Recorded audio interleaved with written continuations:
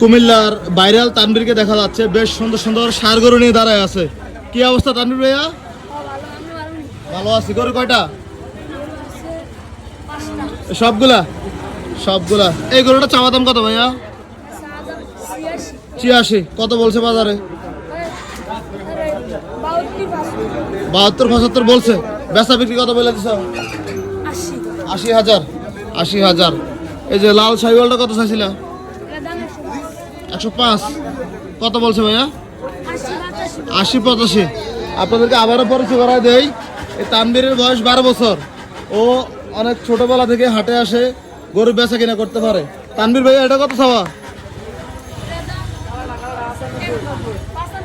৯৫ চাওয়া দাম। কত বলছে বাজারে?